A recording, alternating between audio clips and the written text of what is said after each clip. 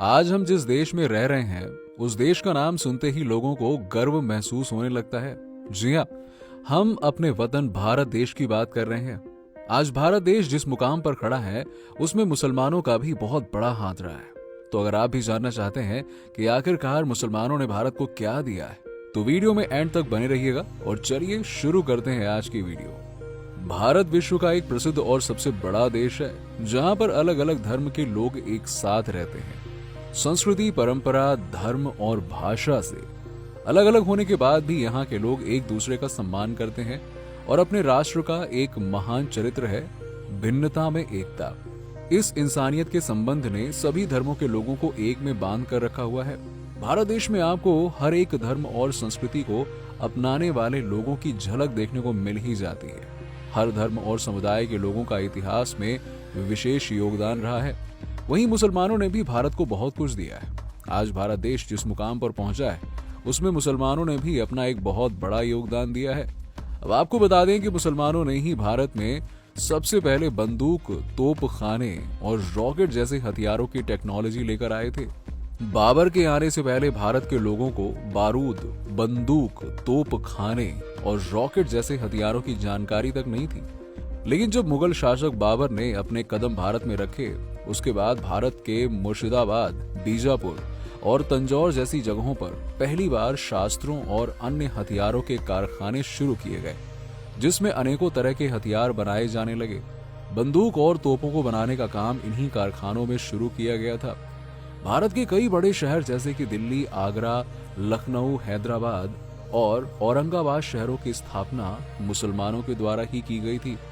इसके साथ ही आपको बता दें कि मुसलमानों के आने से पहले भारत कई अलग अलग रियासतों में बटा हुआ था और यही मुसलमानों ने भारत को अखंड बनाया था। मुसलमान काल के शासकों में हिंदुस्तान की सीमाएं अफगानिस्तान से लेकर ईरान तक फैली हुई थी। सरकार चलाने की शुरुआत दिल्ली से हुई थी जो कि मुसलमानों ने ही की थी और तब से लेकर आज तक दिल्ली शहर से ही पूरा देश चलाया जा रहा है। अब आपको बता दें कि भारत में रॉकेट का आविष्कार सबसे पहले टीपू सुल्तान के द्वारा ही किया गया था और टीपू सुल्तान को टाइगर ऑफ मैसूर के नाम से भी जाना जाता है। और आज आप भारत के जिस तिरंगे को देखकर सलामी ठोंकते हैं उस तिरंगे का डिजाइन सुरैया तैयाबजी ने ही तैयार किया था और उन्होंने ही चरखे का चिन्ह हटाकर अशोक चक्र का चिन्ह लगाने का सुझाव दिया था। अब आपको बता दें कि मुसलमानों के शासन काल के दौरान ही भारत को सोने की चिड़िया कहा जाता था। वहीं खाने पीने के मामले में भी मुसलमानों ने भारत के स्वाद में काफी ज्यादा बदलाव किया और बिरयानी, पुलाव, मुरब्बा, कीमा और कबाब जैसी कई सारी डिशेस को विदेशों से भारत लेकर आए और मुसलमानों ने ही भारत के क्राइसिस सेक्टर में भी काफी योगदान दिया था। जी हाँ, सेब, धनिया, संतरा, नींबू, फूल गोभी और खजूर जैसी चीजों की खेती मुसलमानों ने ही भारत में शुरू कराई। इसके साथ ही भारत के लोग पहले चाय नहीं पिया करते थे क्योंकि भारत के लोगों को चाय के बारे में पता ही नहीं था। तुर्की के मुसलमान पहली बार चाय लेकर भारत आए थे और जिसके बाद भारत के लोगों ने चाय पीना शुरू कर दिया। और इससे पहले भारत के लोग दूध, काढ़ा और शरबत जैसी चीजें पीने में इस्तेमाल किया करते थे। यहाँ तक भारत में साबुन बनाने की शुरुआत भी तुर्की के मुसलमानों ने ही की थी। अब आपको बता दें कि साबुन के आविष्कार से पहले भारत के लोग मिट्टी और रेत से अपने शरीर के मैल को साफ किया करते थे और मुसलमानों ने ही भारत के लोगों को अनुशासन में रहना सिखाया था। इसके साथ ही नियम और कानून बनाना मुसलमानों ने ही शुरू किया था। इसके साथ ही आपको बता दें कि छुआछूत जैसी बीमारियों से मुसलमानों ने ही भारत को मुक्त कराया। मुसलमानों ने भारत में हजारों इमारतों का निर्माण करवाया है और दुनिया के 7 अजूबों में शुमार ताजमहल का निर्माण भी शाहजहां, जो कि एक मुस्लिम शासक थे, उन्होंने ही करवाया था, जिन्होंने अपनी पत्नी मुमताज की याद में इसे बनवाया था। इस ताजमहल को आज पूरी दुनिया एक प्रेम की अद्भुत निशानी मानती है और इसके अलावा दिल्ली का लाल किला, कुतुब मीनार और न जाने कितनी इमारतें और किले का निर्माण मुसलमानों ने भारत में करवाया था और इन सभी ऐतिहासिक स्थलों को सरकार के द्वारा पर्यटन स्थल में बदल दिया गया जहां आज लाखों लोग घूमने के लिए आते हैं। इसी वजह से सरकार को सालाना करोड़ों रुपए का फायदा भी होता है। मुसलमानों ने दिल्ली में जामिया मिलिया इस्लामिया यूनिवर्सिटी की स्थापना 29 अक्टूबर साल 1920 में की थी और तभी से शिक्षा के क्षेत्र में नई क्रांति का संचार हुआ। इसके साथ ही देश को आजाद कराने में मुसलमानों का बहुत बड़ा योगदान रहा है।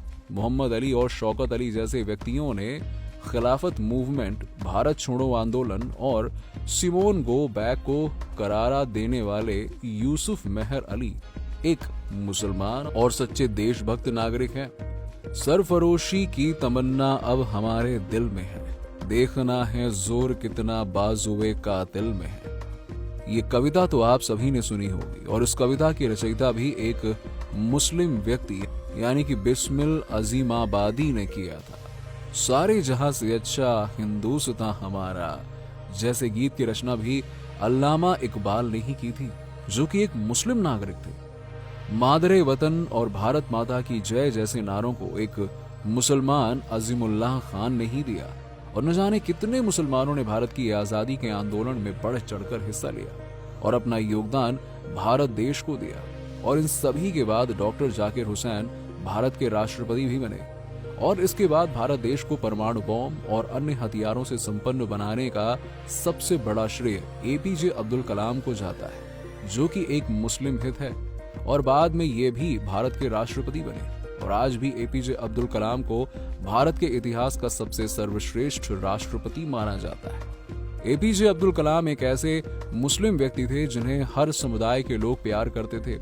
संगीत और कला के क्षेत्र में देश को आगे ले जाने में मुसलमानों ने ही काफी ज्यादा मेहनत की है। महान शहनाई वादक बिस्मिल्लाह खान, तबला वादक जाकिर हुसैन और महान चित्रकार एमएफ हुसैन और न जाने कितने महान कलाकारों का जन्म भारत की धरती पर हुआ और ये सभी महान कलाकार मुसलमान ही थे। यहाँ तक कि AR रहमान और आतिफ असलम जैसे महान संगीतकार भी मुसलमान हैं, जिन्होंने न जाने कितने लोगों के दिलों पर राज किया।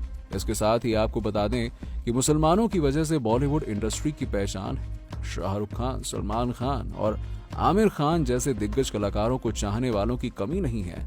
खेल के मैदान में भी मुसलमानों के योगदान को भुलाया नहीं जा सकता, क्योंकि ऐसे कई मुसलमान खिलाड़ी ही खेल के मैदान में मौजूद हैं जिन्होंने न जाने कितने मैचों को जिताया है। भारत के सर्वश्रेष्ठ टेनिस खिलाड़ी सानिया मिर्जा को आज कौन नहीं जानता, जिन्होंने खेल के 2 दशकों में सानिया ने 43 टाइटल्स जीते और इस वजह से उन्हें WTA के डबल्स रैंकिंग में नंबर 1 खिलाड़ी बनने वाली महिला भारतीय होने का गौरव हासिल है।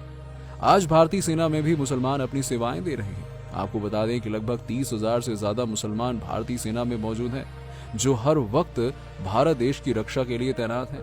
आज मुसलमान आपको हर एक क्षेत्र में, जैसे बिजनेस से लेकर सर्विस सेक्टर तक देखने को मिल जाएंगे, जो भारत की अर्थव्यवस्था को मजबूत बनाने के लिए अपना योगदान दे रहे हैं। इसी के साथ ही राजनीति की तरफ देखा जाए तो उसमें भी कई मुसलमान शामिल हैं।